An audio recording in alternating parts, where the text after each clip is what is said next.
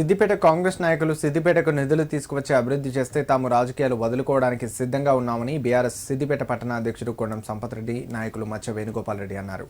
ఉమ్మడి రాష్ట్రంలో సైతం సిద్దిపేట నియోజకవర్గానికి అనేక నిధులు తీసుకువచ్చి ఎమ్మెల్యే హరీష్ రావు అభివృద్ధి చేస్తే కొట్లాడి సాధించుకున్న తెలంగాణలో సిద్దిపేటకు బడ్జెట్లో మొండి చేయి చూపడం బాధాకరమన్నారు. సిద్దిపేట ఎమ్మెల్యే క్యాంపు కార్యాలయంలో ఏర్పాటు చేసిన మీడియా సమావేశంలో బీఆర్ఎస్ నాయకులతో కలిసి వారు మాట్లాడారు. గత ప్రభుత్వంలో ఏ నియోజకవర్గంపై కూడా కక్ష సాధింపుగా నిధులు నిలిపివేసిన దాఖలాలు లేవన్నారు. కాంగ్రెస్ నాయకులకు బీఆర్ఎస్ నాయకులపై ఏదైనా కక్ష తీర్చుకోవాలని ఉంటే తమపై తీర్చుకోవాలి కానీ నియోజకవర్గ ప్రజలపై కాదన్నారు. 90% పనులు పూర్తి చేసుకున్న మెడికల్ కాలేజీకి మిగిలిన 10% నిధులు కూడా కాంగ్రెస్ ప్రభుత్వం కేటాయించకపోతే సిద్దిపేట కాంగ్రెస్ నాయకులు ఏం చేస్తున్నారని ప్రశ్నించారు.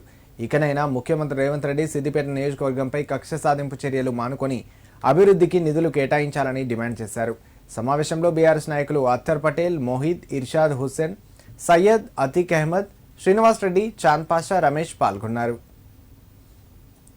నేను మా సిద్దిపేట బీఆర్ఎస్ పార్టీ తరఫున మా సిద్దిపేట కాంగ్రెస్ నాయకులను ఒకరినే అడుగుతున్నాను. ఎందుకంటే నేను రాష్ట్రం దాకా పోతలేను. వీళ్ళు నిజంగా కూడా వీళ్ళు నాయకులము, మాకు పదవులు కాదు, డెవలప్మెంటు మా నాయకుల్లాగా డెవలప్మెంట్ మీద ఆకాంక్ష ఉంటే మా ఇక్కడ ఉన్న నాయకులందరి తరఫున నేను ఒకటే చెప్తున్నాను, సిద్దిపేటకు నిధులు తెండి, 6 నెలల సిద్దిపేటకు నిధులు తెండి. మేము ఖచ్చితంగా మాకున్న పదవులందరికీ వెళ్ళి మా నాయకులందరి తరఫున ఇంకా రాని నాయకుల తరఫున కూడా ఖచ్చితంగా చెప్తున్నా, మేమందరం మా పదవులకి వెళ్ళి తప్పుకుంటాం. మీ అందరినీ కూడా మేము ఖచ్చితంగా అన్ని విధాలు వినంపం చేయడానికి మా బీఆర్ఎస్ పార్టీ మేము నడుము నుంచి చెప్తున్నాము. తెలంగాణ గురించి కొట్లాడి అనౌన్స్ చేసుకుంది ఎందు గురించి తెలంగాణ అంతా డెవలప్ చేయడానికి, ఏదో ఒక్క నియోజకం డెవలప్ చేయడానికి కాదు. నీ కొడంగల్ కూడా హరీషన్ వచ్చి ఎంత డెవలప్ చేసిండో మేము అందరం చూసిన వాళ్ళమే. మీ కొడంగల్ ప్రజలకు కూడా తెలుసు.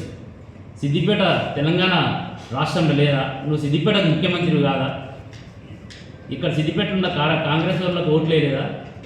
బడ్జెట్లో సిద్దిపేటకు ₹1 కూడా పెట్టింది. 1000 పడకల ఆసుపత్రి 90% బీఆర్ఎస్ గవర్నమెంట్ చేసిన పని తప్ప 1% పని కూడా ముందటి పోలేదు ఇప్పుడు.